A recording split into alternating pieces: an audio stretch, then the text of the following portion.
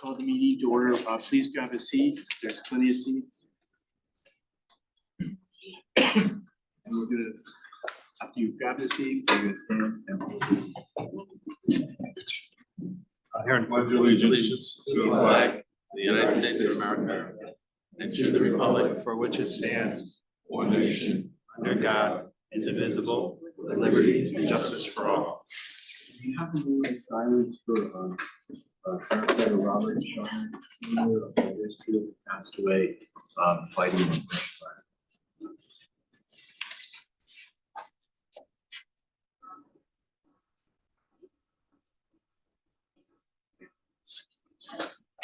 Mr. Chairman, I'd like to make a motion to move item 7 to between item 3 and item 4.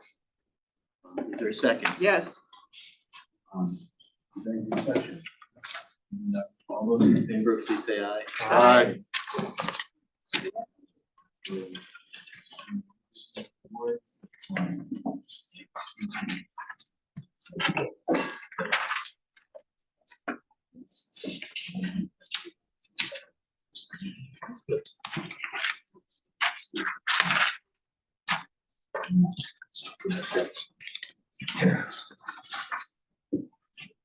So Fire Commission guests, firefighters, welcome tonight. It was once said that the only praise worth giving is the praise that comes from the bench next to you. And I picture that as two medieval workers working on a craft and one admiring the other's craft. And it's really expert testimony because the person next knows exactly what it takes to make the item. So here, these firefighters were all honored for something that they did, and then the company officers concurred. It was sent to the shift commander who concurred, then it was sent to the awards committee who concurred, and then it was sent to the fire chief who concurred. So without further ado, I'd like to introduce Lieutenant Bob Smith, the head of the awards committee, to read the citations. It's the number 23-11103 for 1458 Melville Avenue. At 18:14 hours on March 30th, 2023, the Emergency Communications Center received a call for the report of a structure fire in a condo complex on Melville Avenue with a reported trapped wheelchair-bound occupant still inside. While on the road in District 3, Engine 3, under the command of Lieutenant John Cronin, quickly rerouted the incident, arriving 1 minute after dispatch. The remainder was crewed down in personal protective equipment, home operator firefighter Rob Louise stretched a hose line to the front door where you could see the occupant in her wheelchair unable to exit. Firefighter Louise quickly entered the structure and began to remove the resident from harm's way as smoke began to bank down on the residence. Lieutenant Cronin and firefighter Brian Kibbe entered the structure to assist with the removal of the resident, then returned to quickly extinguish a growing kitchen fire. The resident was examined by AMR at the scene and was found to be okay. Engine 3 not quickly rerouted and arrived 1 minute from dispatch and acted quickly upon their arrival. The outcome of this call could have been at a significantly different outcome. For their actions at this incident, Lieutenant John Cronin, firefighter Robert Louise, firefighter Brian Kibbe, now Lieutenant Kibbe, are awarded the unit citation for valor.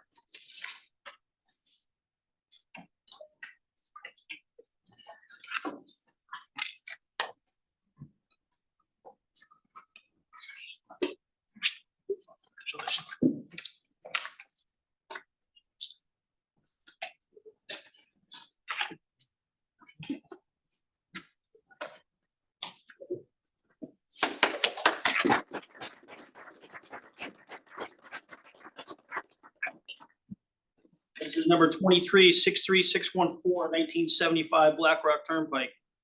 The afternoon of November 3rd, 2023, the Emergency Communications Center received a call for an unresponsive male at ShopRite. Engine 2, under the command of Lieutenant Bill Tuttle, arrived on scene and found the patient in cardiac arrest with civilians performing CPR. Personnel immediately began CPR. In addition, prepared the automatic external defibrillator and cardiac compression device to deliver advanced pre-hospital life-saving care. Patient's respirations were assisted with high flow oxygen via the bag valve mask. The patient was moved to the ambulance and transported to St. Vincent's Medical Center for further treatment with firefighter Chris Dubois assisting. The patient was rushed to the cath lab to undergo surgery where he received a pacemaker and an internal defibrillator. The patient recovered at the hospital and after a short rehab was released with a full recovery. For the actions of this incident, the following personnel are presented with the David W. Russell Jr. Exceptional Medical Service Award. Lieutenant William Tuttle, firefighter Timothy Ward, and firefighter Christopher Dubois.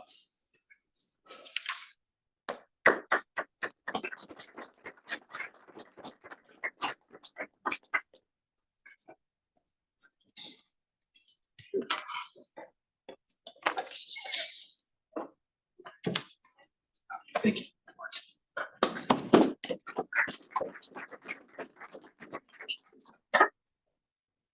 This is the number 23-19300 Jefferson Street and Park Avenue. September 29th, 2023, the Emergency Communications Center received a call for a motor vehicle accident with injuries. Upon arrival, units found a two-car motor vehicle accident with multiple passengers ejected. Car 3 under the command of Assistant Chief Roger Case established unified command with the Bridgeport Fire units already on scene. Engine 5 and ladder 2 immediately began a difficult extrication with multiple hydraulic tools to gain access to a number of trapped victims. Upon removal of the victims, medical triage and care was administered. Rescue 1 arrived on scene and immediately began additional patient care assessment, assisting AMR with preparing multiple patients for transport. In all, 6 patients with extensive trauma were successfully extricated and transported to area hospitals. Many of the patients will suffer long-term effects from their injuries and will require extensive rehab, but are thankfully still alive, due in large part to the efforts of units responding to this call. For their actions under extreme stress at this challenging motor vehicle accident, the following personnel are recognized with unit citation. Assistant Chief Roger Case, Lieutenant Eric McEwen, firefighter Corey Grip, firefighter Jeremiah McGuire, firefighter Luke Hawthorne, firefighter Scott Iannucci, firefighter Justin Renda, firefighter Peter Ayub. Also, the exceptional duty medal will be awarded to firefighter Timothy Furla and firefighter Thomas Rubenstein for their actions.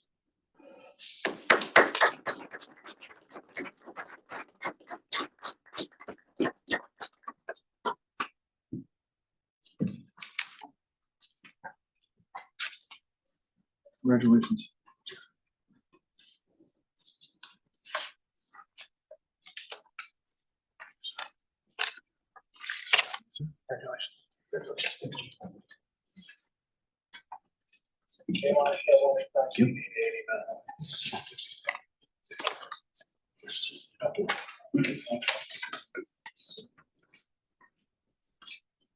This is number 249829, 131 Westwood Road. In the afternoon of August 6th, 2024, the Emergency Communications Center received a call for a man that had passed out after multiple bee stings. Engine 3 under the command of Lieutenant Leroy Corbo arrived on scene and was escorted by family members to the patient's location. Once at patient's side, Engine 3 found the patient with a cardiac beat and respirations of approximately 6 times per minute. Engine 3 quickly drew up and administered the required dose of epinephrine to the patient. Engine 3 then placed the patient on high flow oxygen, assisting respirations with a bag valve mask as needed. AMR arrived on scene and another critical dose of epinephrine was the patient from the home for immediate transport to the hospital, where he was monitored by hospital staff. He was released the next day, making a full recovery. For their actions at this incident, following personnel are presented with the David W. Russell Jr. Exceptional Medical Service Award. Lieutenant Leroy Corbo, firefighter David Campbell, firefighter Michael Wall.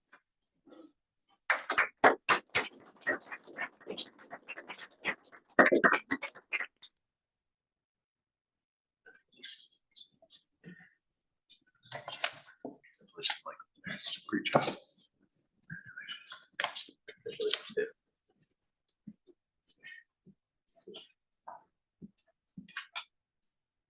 It's number 24-11191, 500 Kings Highway cutoff. The afternoon of September 2nd, 2024, the Emergency Communications Center received a call for an unresponsive male. Engine 2 under the command of Lieutenant Jeff Pinkney arrived on scene and found facility staff and AMR performing CPR. Personnel immediately took over compressions and continued CPR while preparing the automated external defibrillator. to deliver advanced pre-hospital life-saving care. Patients' respirations were assisted with high-flow oxygen via the bag valve mask. The crew of Engine 2 assisted with patient extrication from the facility, while continuing to provide life-saving respirations. En route to the hospital, the patient regained a pulse, and upon arrival, the patient had regained consciousness. After a short recovery in the hospital, the patient was released and fully recovered. For their actions at this incident, the following personnel are presented with the David W. Russell Jr. Exceptional Medical Service Award. Lieutenant Jeffrey Pinkney, firefighter Michael Schuman, firefighter Christopher Dubois.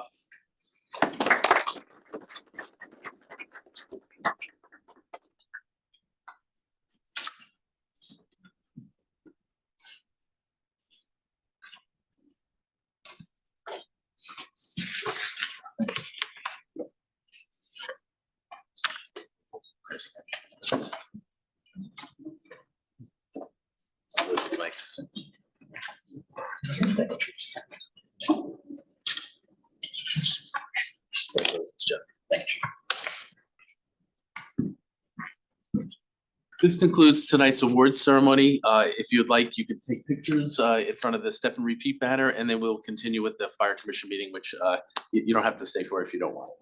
Thank you very much for your attendance. Mr. Chairman, I make a Stay safe. motion that we adjourn for 15 minutes. Second. Aye.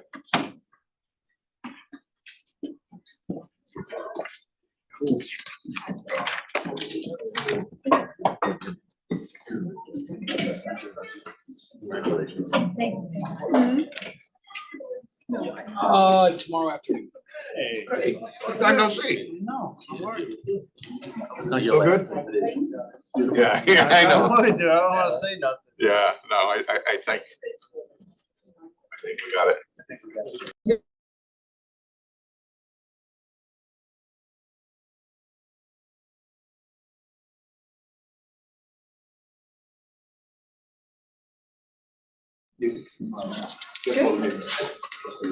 Finally, got to order and I'd like to acknowledge. How many is in there? Commissioner Walker.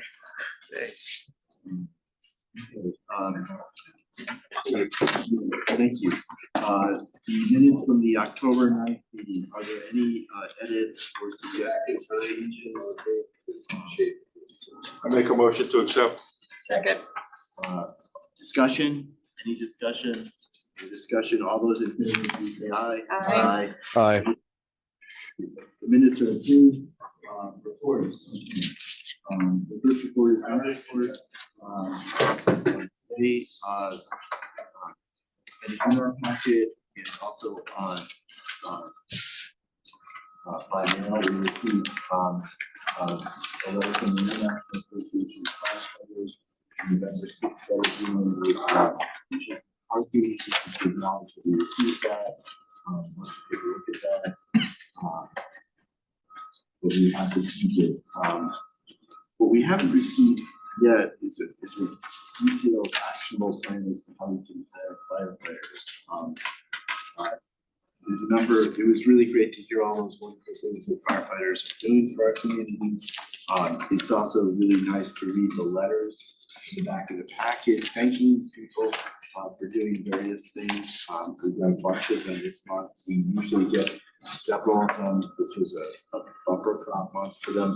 But they're really nice letters to read about the great service that our firefighters are doing for the community. And I just hope we'll be presenting this plan that we can follow through on, so we can continue to hire folks to actually do this service. And that's my report. So that's what you have, Chief. Okay, thank you.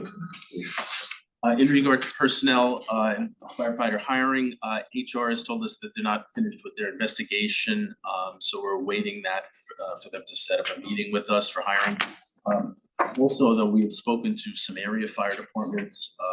Did they give you a timeline? Because we were given the meetings the last month, at the last meeting. That we would have. Right. They're not finished yet, and I have to wait, including that. Because we're down a couple of firefighters, like 2 or 3. And then people are injured, people are on vacation. Yes, we've also, I know we were under the gun maybe to, to process people for the CFA class in February. But what we've done is we've also spoken to some area fire departments and, they are interested in a combined academy here. Maybe we focus on the major departments in this area, so it's something that, they do, like, Bridgeport, Stanford, have their own classes, but they may be able to jump with a few of them.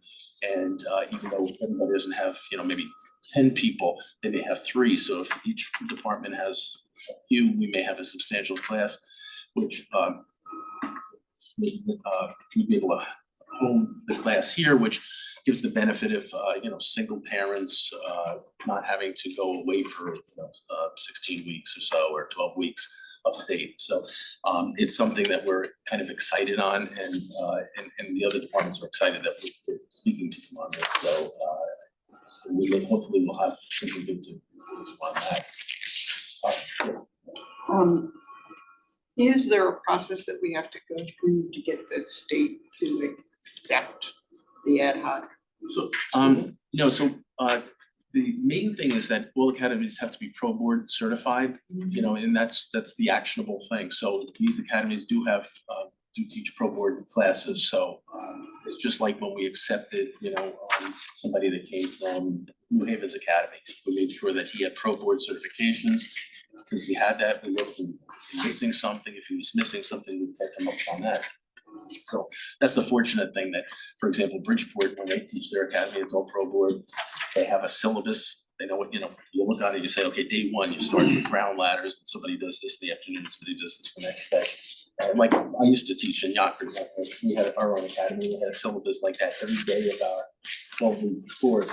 We had something going, and we did about all the instructors had, their courses, and it all depended on how many squads you had, how many, maybe 6 people in a squad. So if you have 24 people, you divide it up like that. So, at least some of the framework is there. So it's not like we're doing something our own from the ground up. That would have been a little. And Bridgeport has offered to be the lead for us to help us grow. Oh, good, okay, thank you. So, we're looking forward to that. That is kind of exciting yes. This sounds great, and I want more use of this facility as long as it doesn't get to like we're intruding on what we're all trying to do. That is job 1, training firefighters. Don't we need the bodies to fill it? Like, that's great, but we can't even get to the point where we're putting people in place to train. We can't, right, we're not able to hire. It's not, we don't, we got held up in Right, yes. So an abstract, like, to me, like, I don't know, like, if we went around the room and asked people that we hired off the last list through the exhausted interviewing that we did of them, I don't see that. I mean, have we been told any flaws from that, or is it just like we don't know if it's perfect? Has We haven't been told anything. anybody communicated that with you? No, they are investigators, so they're gonna come out with their report of whether they found that it was, that everything was done right, or the.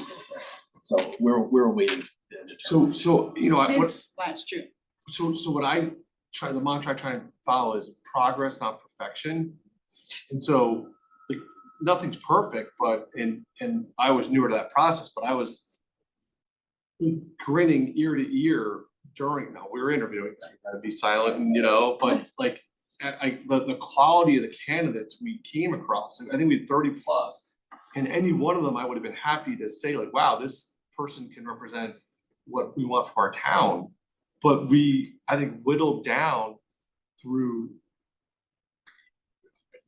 very much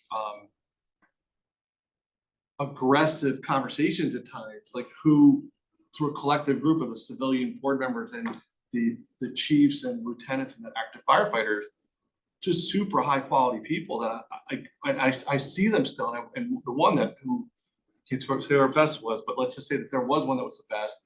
I see her coaching and I just smile. I'm like, I'm so proud that she's a firefighter representing our town. And so I just sit here befuddled and flummoxed, sitting there saying, we're waiting for something that's perfection. Let's just go to the excellent standard we already had And then as we're doing, we'll figure it out behind. I'm getting very nervous and anxious that we're not gonna have the proper amount of people staffing what it is to protect our town, right? While we're looking for a standard that nobody can define, nobody can point out there's a flaw, they just wanna make sure there's none. Let's go back to what we were doing before. And while we're doing that, figure out for the next list or the next hiring time, this standard that nobody can define anyway. We're preaching to My exact same word. I was on it, You guys you know, are I off was on the the hook. panel We know with you're you not and the and obstacle. Case, and I did transmit my thoughts about the process and how enthusiastic I was about the process. But you know, we just do have to. I just don't get it. I don't get it, how there could be that much of an issue with it Well, at town and there- hall. And the thing that bothers me more is we're getting no information. We get no information on anything. We were here last month at a meeting and we were told by HR that we'd have answers on other things. Still waiting. We were told by this meeting we were gonna get it and there's nothing. Dave, and I know you're here from the town and I know your hands are tied, but you know, we're wasting our time. Well, and the smart thing to do would be separate the issues they got from the interview process and let us go forward with an interview process. But they have repeatedly failed, and we have been asking since last June. And got a promise at last meeting that it would be to us by the 18th, which is now 4 weeks later. So Chief, I don't think the holdup is. Right. But kudos on the academy issue. It's an interesting idea, it's a good idea. Talking about that for years. Why can't we have the academy classes here? That's phenomenal. I think that's, and the more, this is such a, so Oh, this is a great. fortunate to have this Right. place, right? But that's directed through you, you know, that's, but please, like, I wasn't here the last meeting, I was coaching, we're out of the playoffs now, so. But because you won, lost the other Fairfield. Another roll of salads? But the point is, we need progress here, right? We need to staff up our fire department, and if firefighters or chiefs or lieutenants came to me and said, oh, like, you know, that was a bad process. We all left that week we spent together, 40 days together, feel really good about what had happened, and I think the fruits of it are showing from that last week, like, point And out the years a before, bad too. hire, point out a bad hire there, let's. Yeah. And we know we're not perfect, but we're not gonna hit perfection. I think we're already attaining levels of excellence, as we can see from the firefighters we have here. So it's meant to be passed through you. And I do appreciate the idea that having a local fire academy may make the career more accessible for a variety of people who have various issues, and spending that time away is beyond their capability. Great idea, but if we can't hire, it's a moot point. You know, put up a number of firefighters missing sign. No part. Yeah. So, do you want me to continue or you? Yes. Sorry, Chief. Thank you for hearing our event. Just an update on the radio system. We are still awaiting the remote microphones, the handy-talkie microphones, which were involved in the recall. So as soon as they come in and the system's reprogrammed, we'll let you know. We did have a great thing that $150,000, I believe it was, David, that was infused into an emergency appropriation to add additional VRSs, which is Chief Caliber could explain more, but to add them on additional fire apparatus, which will take and repeat our fire ground signals and send them so that chief officers or fire dispatch can hear what's going on the fire ground as they're approaching the scene or whatever. So, and also to record those things. So there's a benefit to our capabilities in the future also on this new system. And thank you for David Becker It goes to shepherded that. our team committees on Monday, and then it gets approved the following Monday. First 150 hour. So It's a nice benefit for the fire department, thank you. The election, there were numerous meetings with stakeholders, and it ensured positive results, so everything went smoothly that day.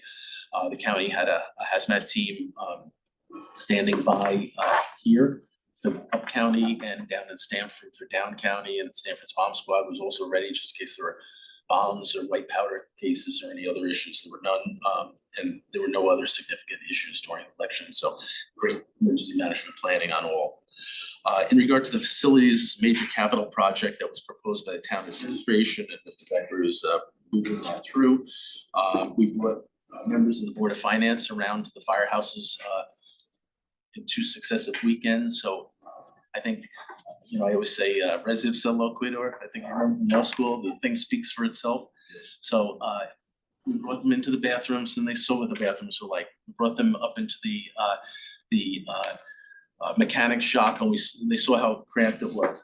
We brought them down Station 4 and asked them to come in the side door and go around the front of the fire engine and try to get on the other side. And of course, none of them could unless they were very, very limber and could kind of, climb over the siren and get across, because there's no space between the door when it's shut and the bumper of the fire engine. So we showed them when the ladder of engine 4 hit and went through the sheetrock, because unless you put it on the right ring, if it's a spare engine or whatever, it goes through the sheetrock into the bedroom. We showed them how when you walk up the stairs, you go into the bedroom of Station 4, or the dorm of Station 4, and it's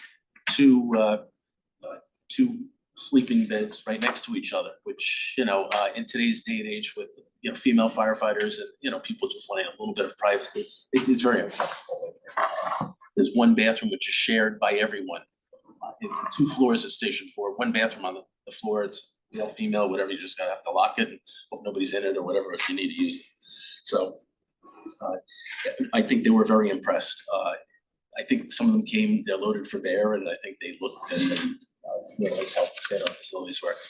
I did show them Station 1 was built in, I think, 1954, and I said, my own house was built in 1951, and when I moved into it in 88 or so, I had to do the bathroom and the kitchen because they were just, a wreck and they're totally terrible.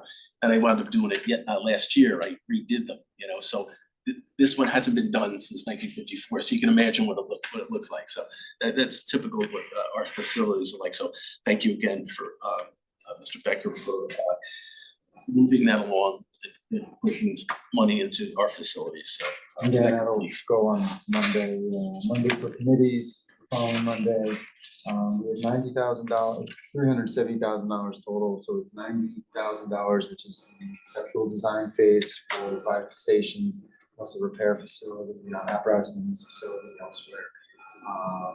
And then there's $280,000 that's allocated for Division 4 renovation to go all the way to construction.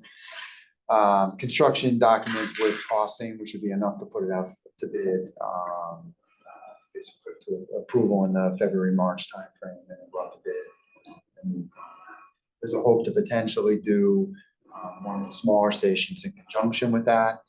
For now, this got enough money to get to that point, assuming that you may not need to go to full construction documents to get the authorization on a smaller project. That would be easier and more accurate. You have a higher reliability on a small station. So I'm trying to just thank you. And just in conclusion, I'd like to say in this first month, working with 2 deputies, they are fantastic people. They're just hit the ground running, and it's great. They're just such a great staff to have, fresh ideas, problem solvers. What we always say is we discuss something and then we say clean water. It's like that commercial where firefighters decide in clean water, okay, we're gonna do it. So I'm very happy actually too.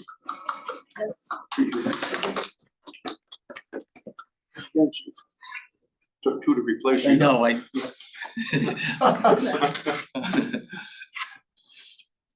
Okay, well, I guess we have deputy chiefs, so if you guys decide how you can provide this out. Yeah, Chipper's gonna give the report on that. We've kind of compiled, but I don't think you wanna hear everybody speaking about the same things throughout the entire evening, so we're gonna kind of give you a snapshot. Okay. I'll talk about operationally, we did some live fire training, and one of the things we did, we incorporated our dispatchers into this. And explain to them a little bit about the fire department, how the fire department works, and let them see how the systems work on a fire ground, which Director Gaudet felt was very, very beneficial for his people. As far as incidents, a couple significant incidents, we had a carbon monoxide incident up in the South Park Greenfield corner. And the interesting thing about it was some time ago, we decided to put carbon monoxide meters on our clipboards. Much to the chagrin of many of the officers, myself included, because it's now I can't write because there's something on my clipboard. When that officer went in, his meter went off. And as he started to look around, and this was for an EMS call for someone who wasn't feeling well, high levels of carbon monoxide in the house. So he was able to get the occupants out, get them the fresh air, and what could have been later that day a fatal incident, we were able to correct by recognizing that it was there. So that system's in place, so it's good. We also sent units to Norwalk. They have fourth alarm fire. So we sent a couple of units down there from mutually, which is not something we typically do go that far. Yeah. But they had a water supply issue, so they set up stood by in their town to cover. Couple of small brush fires here, and we still have our brush fire ban in effect, which is no burning at all. The rise in calls for people reporting that type of incident in town has gone up quite a bit. So our members are out there making sure that is being used. And educating the public along the way if they hadn't heard the messaging, which we've had a mass going on social media. Any other ways that we can think of to try to get to the general public? There's a message signs out at Lake Mohegan. Yeah, they still do. was a reverse 911. That's the fire marshal has put that out. So, and like Chief Case said, we're trying to educate everybody through the different platforms that we have to understand that one small thing could turn into something much larger. You don't have this answer, I don't, but do we know like what started those brush fires? Was it people? I know one was fireworks. Oh, wow. One of them, somebody on Saturday morning, somebody, the night before, but they had dumped ashes and bushes. Away from the fence and bushes and the trees. Saturday morning, that's what we done. Forest we marked as miscellaneous. The fire. No. It wasn't on the parkway. It was on the park. Parkway was like four. Which that was a very significant one. Yeah, I can see that being tough. That ended up being, I think, we had 4 engines up there plus 3 from Westport. Because of the access to it, it came in as a parkway fire. So we sent a couple units to the parkway anyway, one is a blocker. Westport came the other way, and then we ended up directing many units in there to try to put out, but it was a very substantial fire with many 911 calls on it. So we did a good job putting that out pretty quick. One question. I'm not sure whether it's available, but are electronic signs? 'Cause We have them out. Oh, okay. There's one at Lake Mohegan, and I think the others are being used by the police department. There's out of service. Out of service, that's right, that's right. Trying to replace. Yeah, we're trying to replace parts, yeah. But ours is out, if you drive by Lake Mohegan, it's there saying that there's a ban. And we've been doing social messaging. Yes, no, I've seen that, I've shared it. I think there's a debate tomorrow, being for a weekend, or some cool fresh round, there's PIO. Director coordinates with, just trying to, different graphics and keep it kind of refreshed. 'Cause Yeah. You don't do too much because you get alert fatigue, but you want to keep fit and you never know where someone, Right, what the algorithms are gonna do that day. So they've been really but good. the next couple of days are supposed to be bad because of the winds. Still continue. I saw it in the patch. Just put the patch.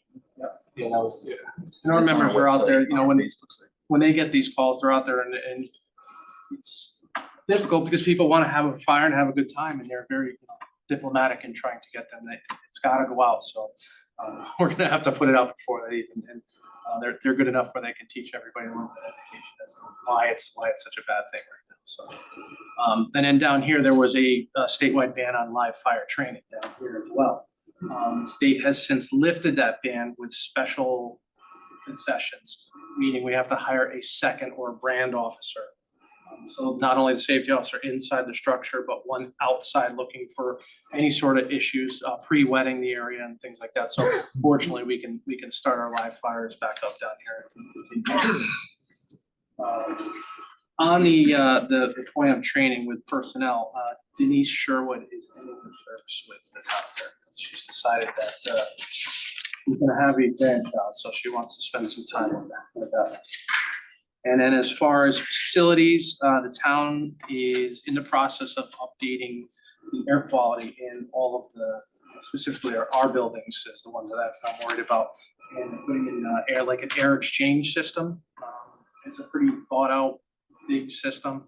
James Ryan from DPW is managing that project, and he and I talk daily about things that need to happen. I think it's going pretty well. And hopefully it'll help for operations. I have a question.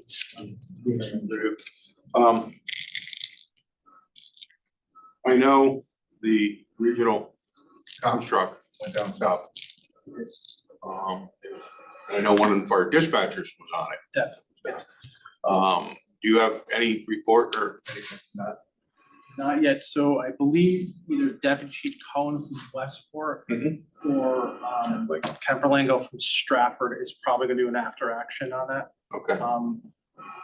I can tell you that informally, it was a tremendous experience for all of them. And they were setting up something called a Starlink system. Yep. So these were areas, and they said it was weird. It was like fine, nothing going on. Everybody's at Outback having a good time. You go 4 miles down the road and there's not a house because it got wiped out. They said, and they had no cell phone service, no anything. So they did a process where they set up these areas where they could give them cell service and get people going and some normalcy to their life. I was with Matt last week and he showed me pictures and videos and everything else. And it was like.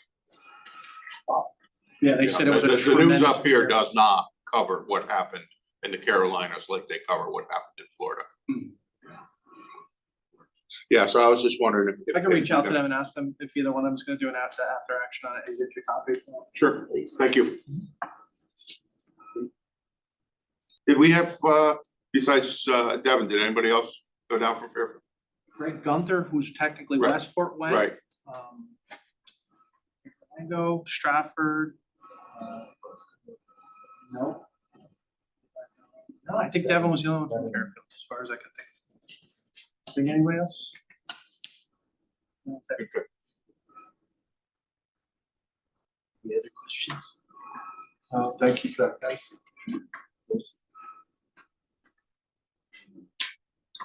Moving on to CERT. Is CERT here? No, CERT is having their annual meeting. I don't think there was anything else to report, though they are mutual aid at the Stanford Balloon Parade. They do it each year, and it's great. The good thing I like about CERT, they do mutual aid for each other, which is legal, and it's also a good experience for them all. Southport volunteer. Stratfield volunteer. Local 1426. Good evening. Couple of things, you got the letter from the IFF, so that you know that the censure that was approved unanimously by the largest international conference we've ever had up in Boston. We have more people there than ever before. So we're a year out from the election of last year. This is a different fire department. We are so far ahead of where we were a year ago, it's unbelievable. We finally have the backing of the town and administration, especially with our new additions to the upstairs office, that we're moving this fire department in the right direction. As the person in engine, the lieutenant in engine 4 could speak to what a 4-man engine company does. It's night and day. Anybody who tells you there's no difference between 3 and 4 people on a truck has never worked on a fire truck. That's a fact. And we know that there's more things coming our way. Yes, we occasionally have to be patient. Change takes time, but it's been a monumental difference. I heard you mention it earlier in the thing about hiring, and it absolutely is important. Having a bench is important, and Commissioner Finneran, as a football guy, having a bench is very important. However, more important than a bench is, we've been playing a football game, fire has 11 people, and we have 8. Well, luckily, we're up to 9 now, but we're still not where we need to be. The safety of the firefighters on the street, the guys in the trucks, our safety is completely reliant on manpower. That makes the difference, the manpower on the street. So I'd love to see this kind of support for proper staffing for the trucks that we see for this. And I don't expect we're gonna have the same kind of fight, and I think we're gonna move forward, and it's a game of, waiting and seeing, and we're not gonna get everything we want right at the way, but at least for once in a very long time, I feel like we're moving in the right direction. And it's given me hope for the next last few years of my career and last couple of years of my presidency. One other question, and I was gonna save it for public comment, but one of these donations is from the Shaq Sackler Foundation. I believe in 2018 that there might have been a vote by this committee that this money wasn't, this is the same Sackler family that owned Purdue Farmer. I thought we were talking about not taking their money. So I think, Go ahead. well, we both were here at that Okay. time. So what was decided that we would accept it and use it directly for education and Okay. against, Our yeah. money, that it's- EMS. It's going EMS. to solve Yeah. the problem. Thank you. If I might. I just touched it, it felt dirty. Question request. Okay, Yes, tell you that you're also as a. yeah, Bill This is, is a union question. Bill is fine. This is a union question. In the past, as part of the argument for the additional positions we just filled, you had a great graph that showed response time Correct. based on geography and manpower and all that. Now that we have this new staff, could you please update it? It is already updated, so Please you're share. welcome. I will. You'll be interested when I do get a chance to, I have it, it's a much nicer presentation. We've gone into a storyboard program instead of just paper slides. But interestingly enough, since that last one, our needs have become greater. Fairfield in District 2, all the way that way, through half of District 1, about up to Reef Road, has gone from urban to densely urban. When these complexes come in, it changes from here west all the way through Southport below 95 is urban. District 3 is urban, all the way to the top. And the only suburban district left is District 4. For urban districts, that requires 5 people on the truck, on each vehicle, and 6 in densely urban. So we're down even further than we were 4 years ago. But if you could. Yeah, no, I'll bring it here and run you through the whole thing. Was every truck now is it for everyone's for? Oh, hold on, I'll do it. Well, I got Dave here. I know that it includes the station study that you had all asked for. So I know that the town had allocated like 40 grand for that. I'll show you Station 6 for like, I don't know, if you bring $200 in cash, I'll give it to you. But yeah, so this is all good, but. The taxpayers, you're welcome. Yes. But this is all good, but it still brings us to the point where, you want additional staffing. And I'm good with that, trust me, you know I've supported that right along. We need, don't want. We need additional staffing. But we can't even hire the people to fill the vacancies that are now. The trucks that we, as I said before, we should always be hiring. That's not an issue. But we don't have a staffing problem. We're not filling the trucks because we don't have the people. We're not filling the trucks because it's not budgeted to fill the trucks. So Do that standard, yes. it's to the standard, Yeah, not the that's- standard, the only standard. So if all of a sudden, tomorrow. Yeah. We're gonna put extra guys on the apparatus, Yeah, we can't, we could. with overtime, Yeah, we could, yeah, with overtime. but it can be done. Well, yeah, right. We're not at a point where we're ordering people in, people aren't being held. Yes, we need personnel. The union has nothing to do with hiring. We are not in the hiring business. We support diversity and any other hiring things that need to be done? Absolutely. But we're not in the hiring business. We are in the safety business, and the safety that's affecting the members today is staffing on the trucks. Well, and part of the reason for my request is I take bets on that as much as we do with this, we have a geographic problem in the town. It needs to be addressed. Absolutely. So, and I want to document it again, and we need to figure out a solution as a town. We do. We are at risk, And and the town. those better solutions, step up. in my humble opinion, is that those solutions, like we did when we walked around at the stations, because I did go to those just to be witness to it, is at least now we're getting feedback that the solutions are 20 and 30 year, or 20 and 30 year solutions, not a Band-Aid for today, a Band-Aid for tomorrow. And that's what we've done. And I'm gonna speak personally now. I've lost a decade of my career to stagnant, where we have not moved forward.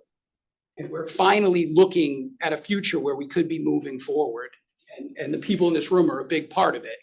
And I don't want to put another, for me personally, as just a member of the fire department, union wise, never mind, but I don't want to put another Band-Aid on something that's gonna solve the problem from today to tomorrow, and then that problem's gonna move over to here. Let's get real solutions all the way. Yes, we have emergencies that we have to deal with, and we have the people in the place to do that. But if, and again, I'm not gonna talk about hiring because it has nothing to do with me, but for stations, because that does have to do with the safety and well-being of these guys. Those need to be fixed so that we can get the right apparatus in 10 years from now. We have a ladder truck. That's not enough. The buildings are getting higher every day. We can't, you're playing Russian roulette every single day here. Because we don't, I show you the map. Medium hazard fires take 28 firefighters on the initial alarm assignment. We have 24. You could hire 100. If I still got 24, I don't care how many people are sitting over there. Again, to something to speak on Commissioner Finneran's level. I could have 100 guys on the bench. If I put 8 guys on the field, someone's gonna get hurt. Because it's not the right amount of people. We need 28 at the very least to even begin to fight these fires that are in these buildings. But I will bring it. And then it'll take a little bit though, so mark out some time because it comes with all the Yeah, well, references I was built gonna in. say, let's put it on the agenda for next month. Would that work for you? Perhaps move the meeting earlier, so you had more time. Pardon? Yeah, we can meet early. What's the date? It's pushing it for me getting here at 7. Okay, Well, it just might go late. I don't have a problem going late. It's Yeah, just I don't have a problem going late, but I just get here earlier. the presentation itself will probably take an hour, hour and a half. December 12th, Thursday, second Thursday. It'll be fine. Okay, Okay, where's my red pen? B. so Sheila, please make sure that's on the agenda for next month, please. Yeah, thank you. Welcome. Thank you.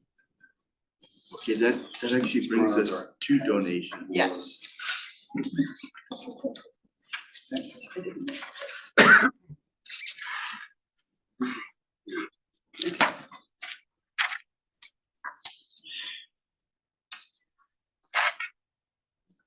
There is the check for Janet O'Connell.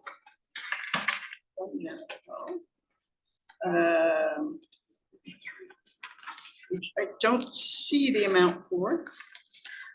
There is a check for Stephen Weisskopf for $100. Want to do the shot sack at one second,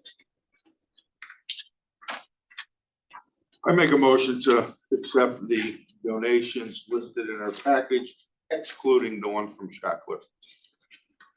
So moved. Or second. Is there any discussion? All those in favor? Aye.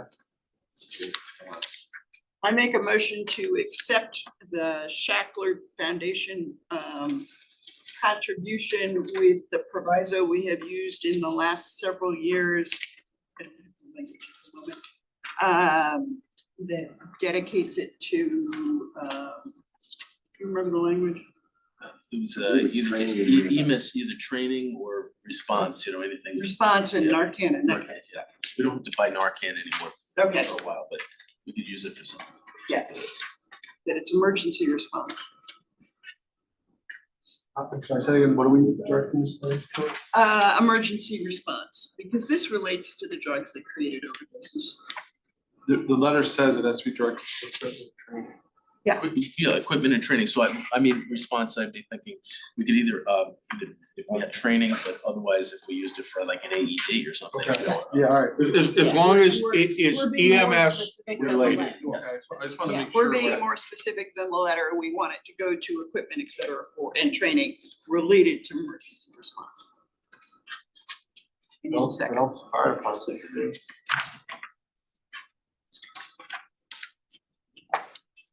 During discussion. Mhm. Okay, all those in favor? Aye.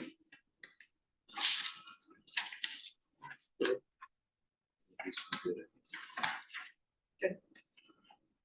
Old business discussion on hiring process and timeline. So we did that. We kind of did that. You, you're gonna try and pin down HR on some of that timeline.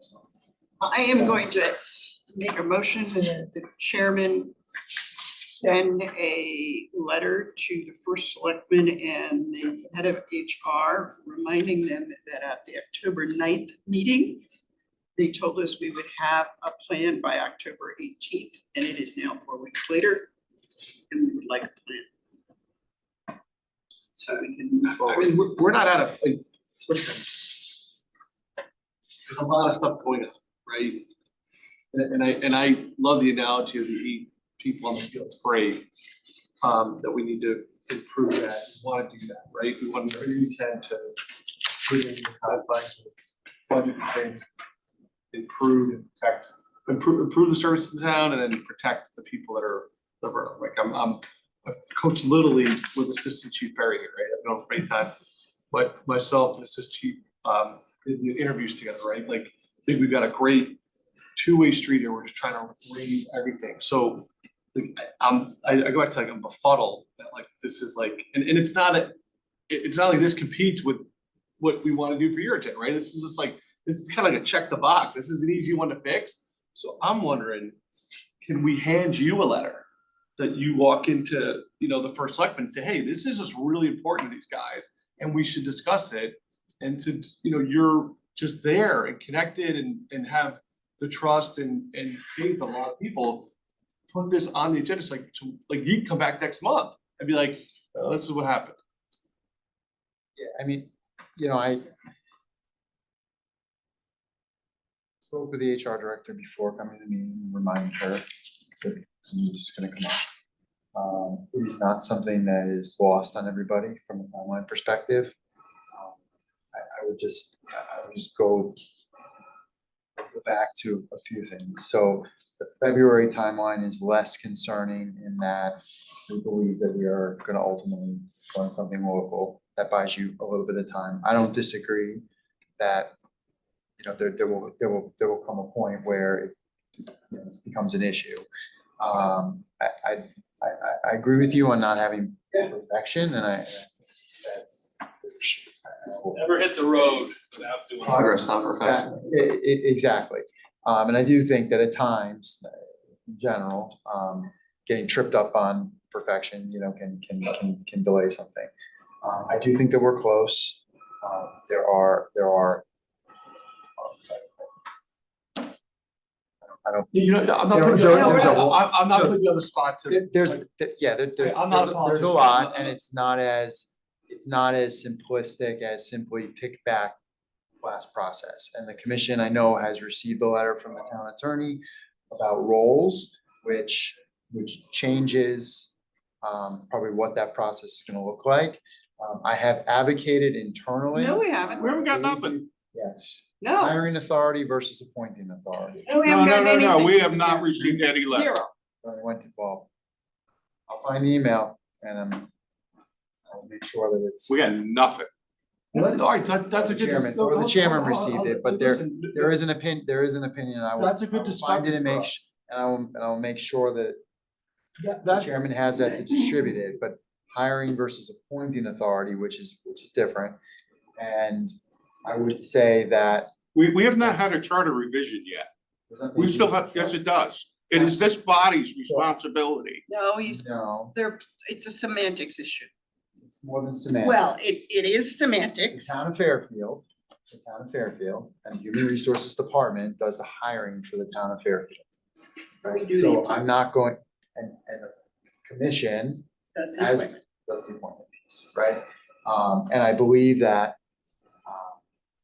ultimately, everyone to the point of, What to say? so, The thing is, we were promised that by the I- head of HR last. well, I 4 can, weeks I can go back and I can go back and watch and we can determine whatever reporting and if it was me, I would have always hedged. So if she didn't, then I can't speak directly for her. But I spoke with her before the meeting. I reminded her of that. I reminded, we're at the point where we're almost up to the holidays and then it's gotta be dealt with.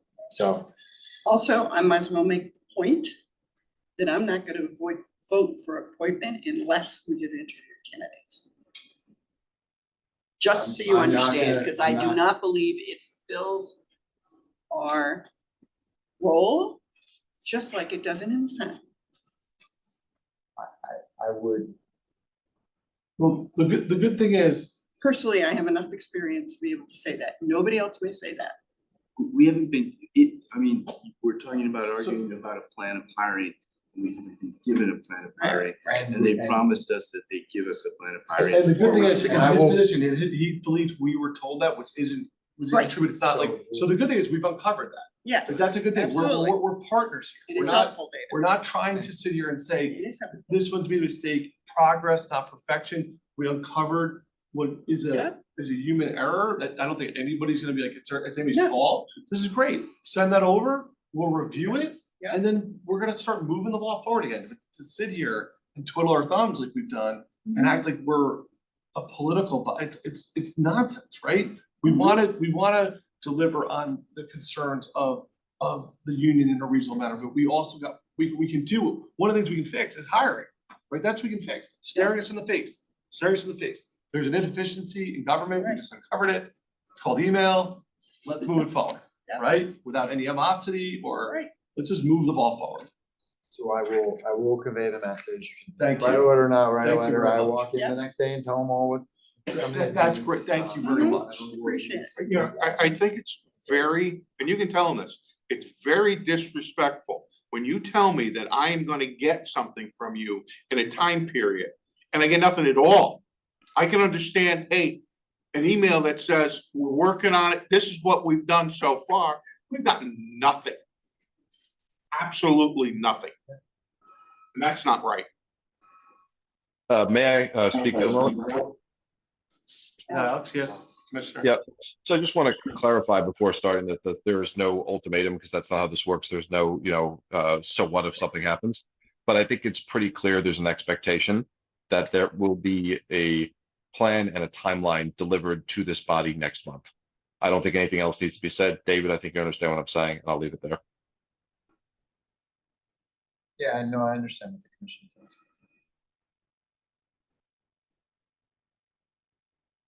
I'm gonna say thank you in the forefront, thank you. Yes. And thank you for Yes. letting us know about the letter, because we don't. I'll work on that as well.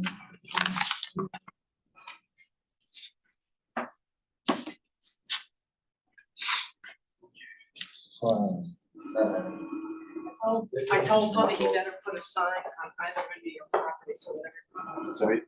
So if the commission will indulge me to speak on one other item. No? Happy to. Public comment, right? But speak up, because. So, just in regard to the the station piece and the study and the discussion of either moving firehouses or the sixth station or anything to that effect. You know, one of the items that falls underneath is the broader capital plan. And the reality is that while at some stage there may be enough funding to do a sixth station in some form somewhere, if we were to move just one station of the existing 5, it is going to, from a cost perspective, it is going to set back being able to do all or most of the other stations for renovations. There's only so much money. We are doubling the amount that we're spending, all while in a higher interest rate environment, attempting to do this in a shorter time frame and without hitting the taxpayers with a substantial tax increase. That is a challenge. We are dealing with sewer system, we are dealing with schools. We are pushing back. The schools as an example, we are dealing with an environment where we used to just pave and put sidewalks in, and now we are putting out allocations for streets and marching towards potentially a vision 0, because the fire department can say it, and you know, one with their counterparts that used to hear of a pedestrian being struck maybe once every other month, you know, is rare. It's at a point now where at times it's every single day. Those are serious dollars, and they all come from one not bottomless well. There's only so much state money. I believe the federal money now is probably going to start to dry up, and that's going to be a problem. And so the reality is there's just so much. So we are looking for things we can do that are going to have an immediate impact, and that's all the stations that we are right now.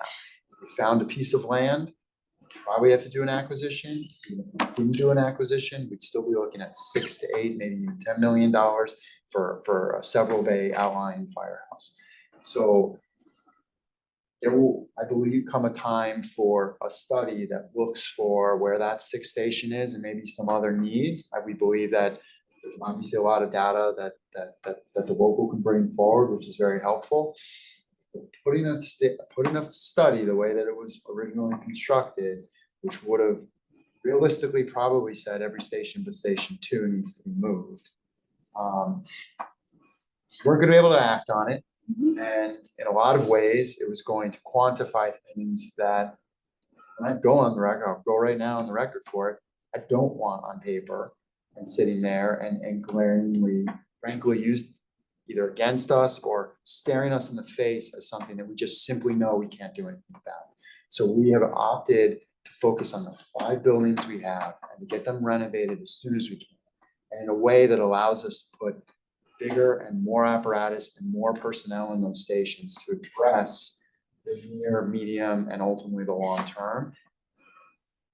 The sixth station does absolutely loom, and what that study and plan is, and its current waterfall has the firehouses spread out over roughly the 10-year window. We're trying to condense that down to the 4 or 5 year window, recognizing that those are pressing.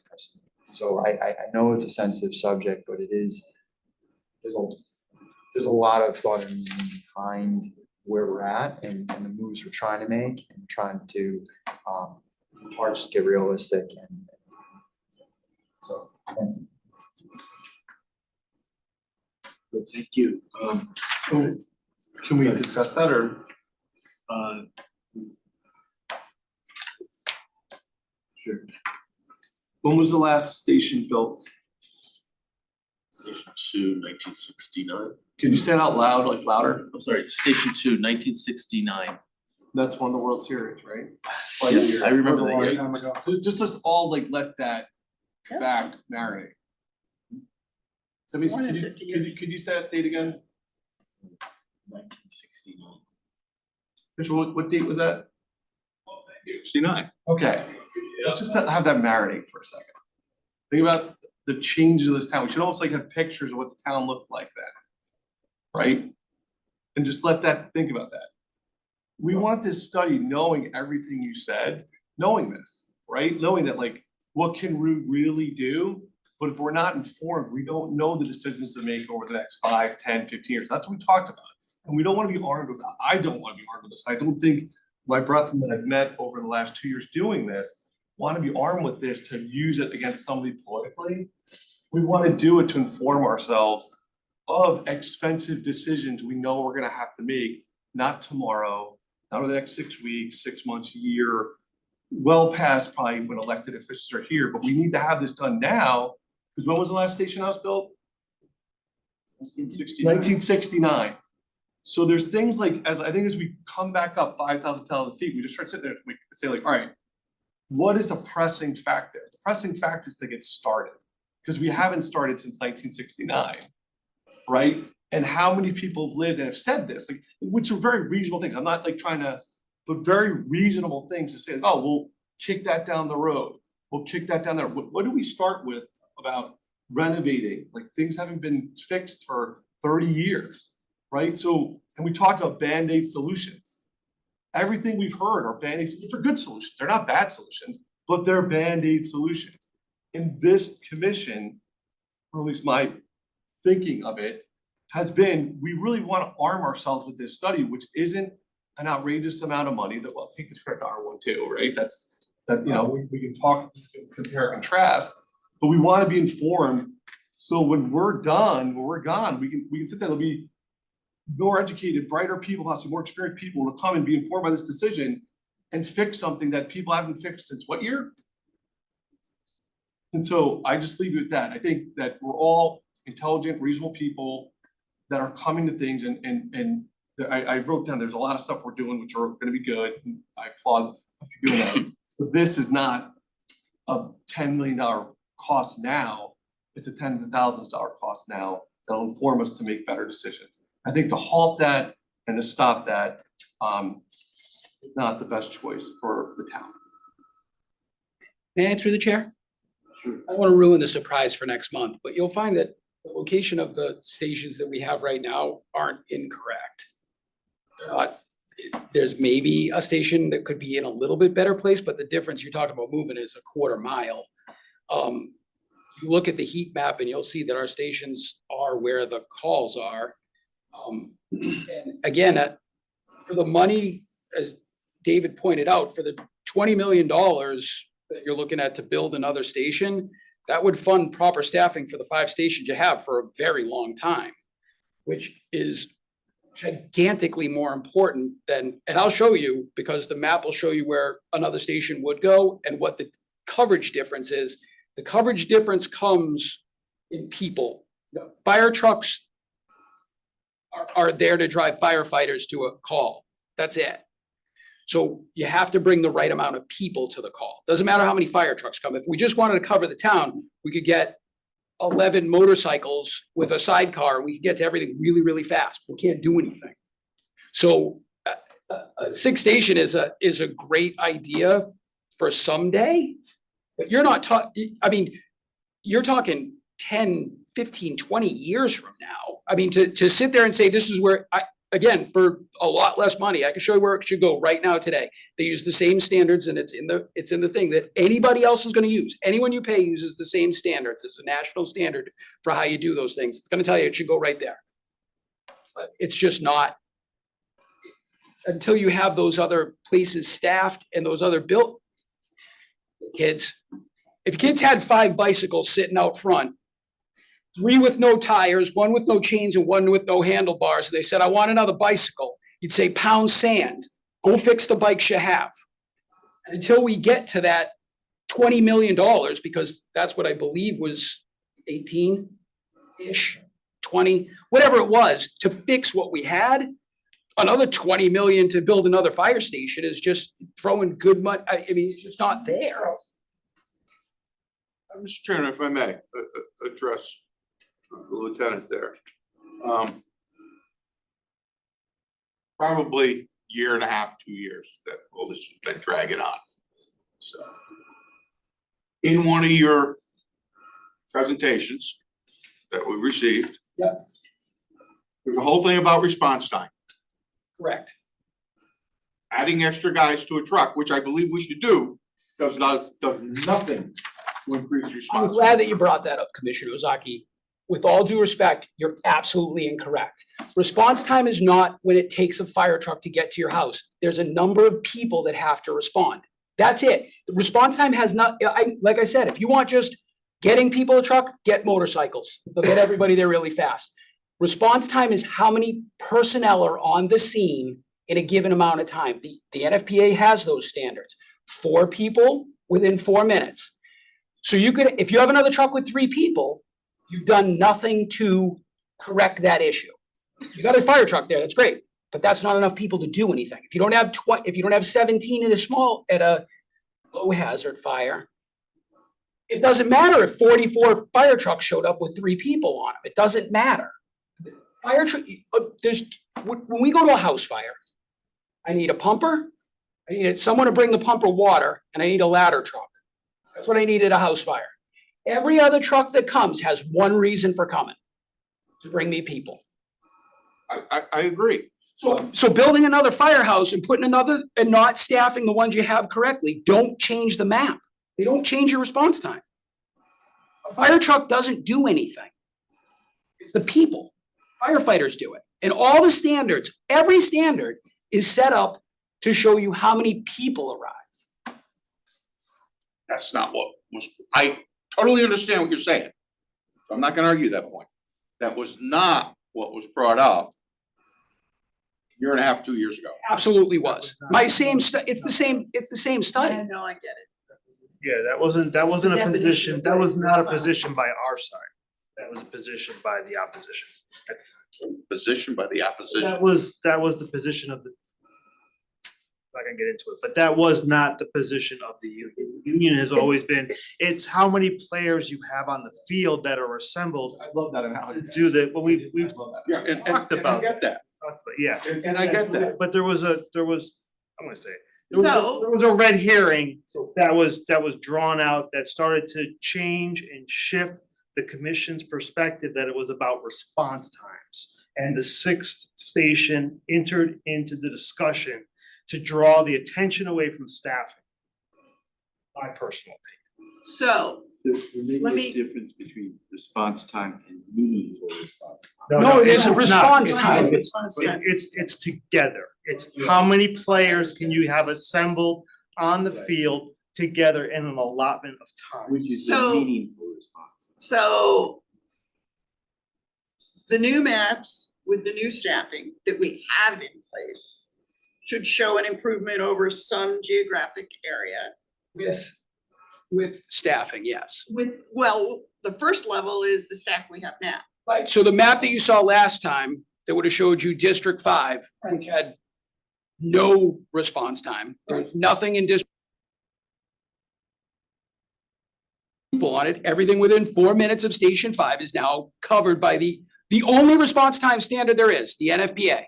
Right. That's it. There's no other body that governs response time, just them. And as we look at staffing, that should start to improve Yes. to comply to the density issue, Yes. that kind of thing. And the map will show you very clearly what staffing levels do to change response time. And the trucks will never move, but the response time will change. That could take the heat off a lot of what we're concerned about. I think it will. And I totally agree with what you just said for firefighting. However, what is the amount of calls that the Fairfield Fire Department does? EMS calls. 60%. Yeah. If you want to talk about getting ambulances, I'm in too. Well, I already discussed that, but I got shot down. ALS engines, awesome. I Get ALS to have 3/4 of this town inside of 4 minutes, we could do that too. And so Absolutely. this create, and a rabbit hole I do not wanna go down tonight, Right, but I would. But it's not your meeting, it's our meeting. Well, you can go down there, but then I'm gonna not talk Okay. about it and nobody else in the room can talk about Okay. it, but from that perspective, those are the types of conversations that really can substantively move the needle that we wanna have, that are realistic conversations. You can have you need existing buildings to have more space if you wanna put ambulances or paramedics and more, right? You could do those things. And we're marching towards the future and creating additional, you're not gonna overbuild, but we're gonna create some flex space for the future in these buildings. And that's where you move the needle, and it's probably more realistically doable. You could probably, with the support of the administration, you could probably go to paramedics, ambulances, all of that, faster than you're gonna go to trying to close and open one or multiple physical firehouses within the district. So those are the types of things that are on the table. And you might have gotten shot down before. I got shot down before. Well, you're here now, I'm here now. We're trying to talk about these things and get all the things we've been shot down for years to happen. Well, I think it's also a question of having the right study done for ambulances, paramedics, because my memory of the last time it was done was only a small amount of savings, and it was significantly more outweighed by the potential liability from missed calls, from service, all of that kind of stuff. That it didn't seem like it was a good payback at the time. That's not to say that you could plan now, but in the past, I don't think it stood up to a reasonable study. Can I ask a question, make a statement there? Yeah, so I think if we were to do sense of the body, at this point, I believe that there's the support to move forward to investigating the emergency medical service option, additional station option, fire service option, et cetera. So I think, as Dorothea said, we just need to get the study done, get a committee together, and get moving on the issue and start looking at it. And I realize this is not the place to have any more than just a statement for me, because it's not new business. But I think if the appetite is there from the administration, from the union, from the fire commission, I would be wholeheartedly in support of doing that. And I think that there's support on the committee, but commission, but I don't speak for everyone else. Well, I guess part of my question would be the updated staffing response time kinds of things from the union may in fact put off the timeline for a new facility as opposed to other solutions.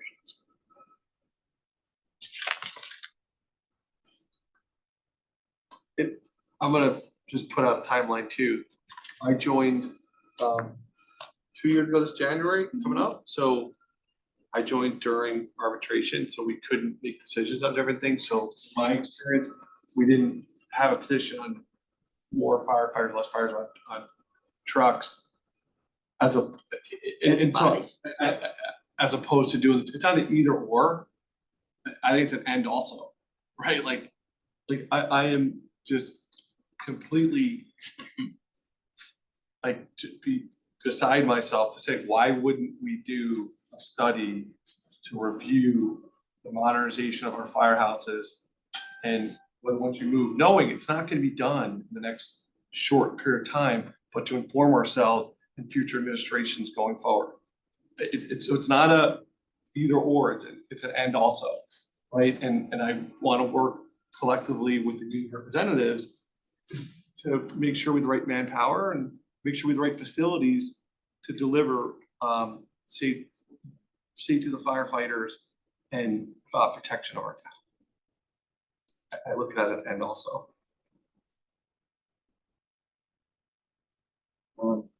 Does anyone have a motion coming out of this that they'd like to make? No. Okay. The next item on the agenda is the motion of Assistant Chiefs Roger Pace and Patrick Berry. Oh, we gotta go. As acting deputy chiefs effective October 2024. Is there a motion on this? So moved. Second. Any discussion? Yeah, I would like to, no.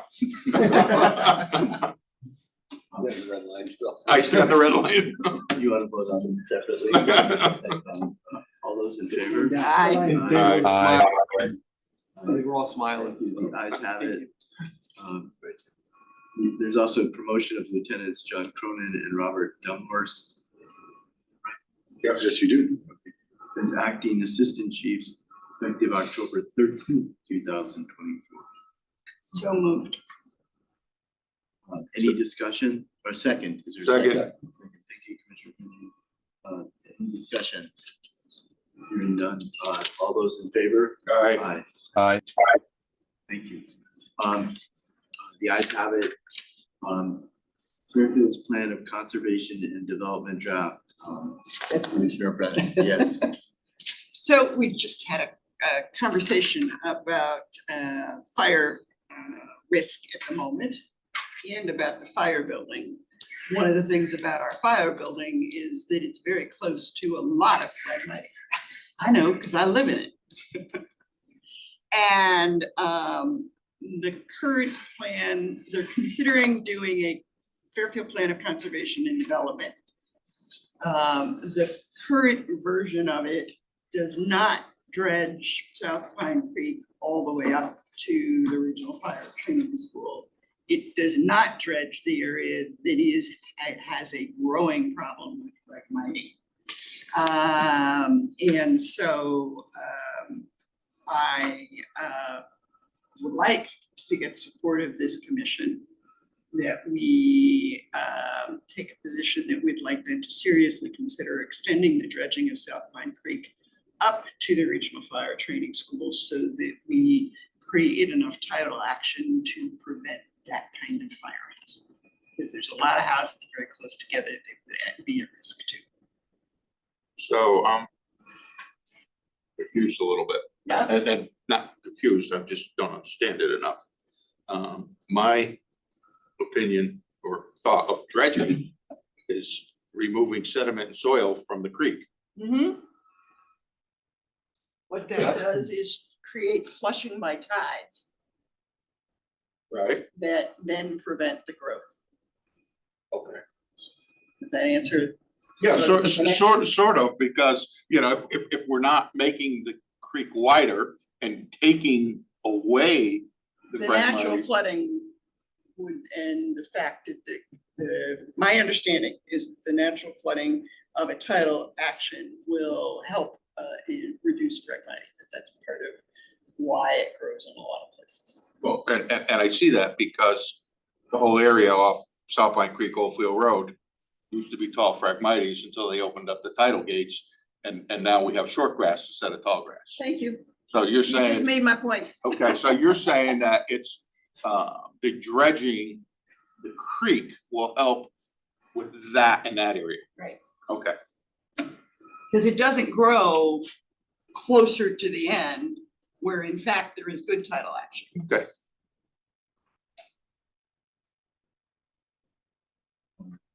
I'm not gonna go into the second one, we've dealt with that. Okay. Oh, yeah. Okay, thank you. Yes, we have. Do you want to make a motion on that? Yes, I move that the chairman be directed to write a letter to the Fairfield Planet Conservation and Development regarding the plan being developed currently that requests that the proposed dredging of South Pine Creek be continued further up the creek to the Regional Fire Training School. It also helps reduce flooding, by the way. Because there's more room for water. Do I have a second? Is there a second? Second. Is there any further discussion? No, I got nothing. I just don't know enough about it to have an opinion one way or another. So that's where I'm at there. All those in favor, please say aye. Aye. Aye. All those who are opposed, please say nay. Wishes to abstain. That would be me only because I need more information. Abstain just because you don't want to vote. It says he doesn't know. Okay, That's all right, it's I'm, gonna pass, yeah, I can't, it's gonna pass, it's fine. right, Commissioner-elect, Commissioner, Legas. You still with us, Alice? Extensions don't count in days and days. Yeah, sorry, I'm there. I apologize. My fat thumb on the button. That's okay. Are you voting on this? I am with everyone else.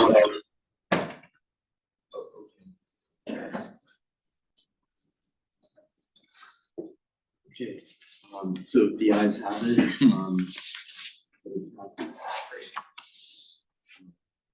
Okay, Charter Revision Commission. So I went to their public hearing largely to hear what other people had to say, not intending to say anything. But they had so few people there. I really felt bad for them, and there are things that I intended to raise personally as the end, as the process proceeded. I made it clear to them that I was there personally. I was not there as a member of the fire commission because we hadn't spoken about it. But I raised the following issues. That Article 1, Section 3, Paragraph 1A has a residency requirement for the fire chief and the police chief. Those residency requirements predate telecommunications. And Before 1969. yeah, exactly. And that's still happening. And there are people who live in certainly Westport and Bridgeport. They can get to parts of Fairfield much faster than if you're up at the south end trying to go to the north or the other way around. And so given communications and improved radios and relacing, I don't know that a geographic requirement serves us well. That'll be controversial. But I raised the issue. They raised, and I raised it in the context of fire, but in fact, the same requirement exists for police chief and many department heads, by the way. Article 9, Paragraph 22. I've sat on this commission and read this charter so many times. I pointed out that I still wasn't clear what the language meant and that they could either try to clean it up or take it out. Article 9, Paragraph 22D states the fire commission's role in policy and first selectman's role as supervisor of the chief. And I believe that's the way we have always operated and believe it, that we're much more policy and overall direction. However, Article 10, Paragraph B1 says that the general management and supervision of the fire department and equipment, including fire hydrants, is the commission's role. And it's not. We don't own the fire hydrants. Who does? But it's in the charter and we don't do that part. And I don't think the administration wants us to do that part. And I tried to get this fixed in the last round.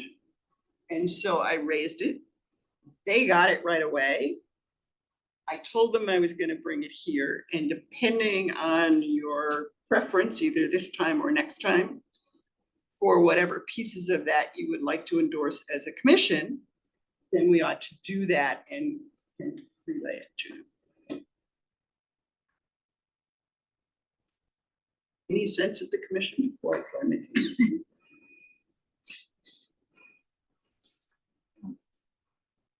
Everybody's tired. No, I mean, I don't think we want to do Trent's responsible for fire hydrants unless. Yeah. Yeah, Pete Fire. Right. Yeah, paying them or, you Is know. that a yard hydrant out back there in this place? So, And I don't think we want to be responsible for the supervision of the chief. That's been a pretty clear rule, and it's stated accurately in the Article 9. But not in Article 10. Well, it also seems kind of ridiculous that we have no part to play in any disciplinary process or whatever else, yet we're responsible for the management of an individual. Like, there's just a bunch of contradictions in the way this works. And I think we probably need to have some deliberation as a body internally, perhaps an executive session if that's appropriate, to figure out what we think we should or want to do, and then perhaps a discussion with the administration or whoever else you folks think are appropriate. But yeah, it is very awkwardly worded. General management, what does that mean? I know there's been some interpretation by town attorneys over the years, but I mean, as stated, we're responsible for the management of the department, like equipment, fire hydrants, and and a few other things that are simply not transpiring. But I think we need to parse out what is inappropriate and shouldn't be in there because we shouldn't be doing it, and what is in there and we simply haven't been doing it, and therefore it looks inappropriate. And it could be both, or it could be all the just one or the other. So I think we need to have that discussion. Do you wanna take the language and just, kind of mark it up? Well, what I'm wondering, because I think we do want to coordinate with the administration and the town attorney, would December or January be appropriate to say that the administration side could be appropriate and join us? Yeah, I can look at the December date. Okay, if you would. That'd be helpful, and the presentation, so you can see if we can get Okay. for one. Just gotta check. Might need to Yeah. order food perhaps. It's the 12th. I'll double check tomorrow and get back. You didn't eat before? No, now that I'm saying that A meeting. lot of this language, to your point, it was probably before 1969. If you go to the origin of the It may fire have been commission, just not changed in 1969. and we're finding a lot of the language throughout the charter, as the prior charter revision commission did, and now this one is. This is throughout, contradictory within the own charter, but also not matching up to either state statute or Right. simple labor law, Right. components. So there's a lot of. Okay, so this will come up under old business and a potentially executive session, but we'll figure that out based on some advice and counsel. Yeah, we can ask the boundaries. Maybe tough to go into there as much as we all wish it, but. I'll No, ask and it if may there's a not, and I'm not parameter. sure it So- needs to. Yeah. I have no discussion. problem being public on this. But let us know whether December works for January. Yeah, I'll check with them. Okay, the next item is appointment of a nominating committee for the 2025 commission chair and secretary. The primary requirement to be on the nominating committee is that you cannot be running to be chair or secretary. So are there any volunteers to be on that? I'll be on the nominating committee. Thank you. There is. Mr. Right. But I don't know if that was a true statement. You can No. nominate yourself. Yeah, You can nominate it's never yourself. been a requirement. No. It's No. been typical, but it's not Yeah. a requirement. But, yeah, you can nominate yourself. And it's not you get to do it because it's a committee that's gonna Right, do it. exactly. But people on the committee could be nominated for positions. Yeah, and we usually have a third. I'll do it.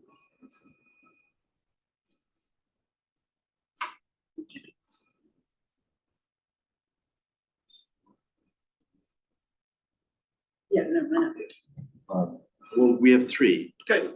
Who we got? You, me. Okay. All right, just so. Would you want me to chair that for you? Sure. Because I'll just do like I did last time. I'll send out emails and stuff. We'll do it that way. So we don't have to all get together and sit someplace if you're good with that. So nice to you. I know, I would love to do that. Go for coffee. We can have coffee here. No, we can't. Maybe You something. can assert people let you have a cup if there's any, I need that red pen again. like a carving station or something down there. Talk about being prepared. Yeah, no. Sometimes we split a bagel. Okay. Let Walsh find out. Be pissed. Is there any further public comment? Okay, any other business that anyone else has? Is there a motion to adjourn? So move. So moved. All those in favor? Aye. You guys have it.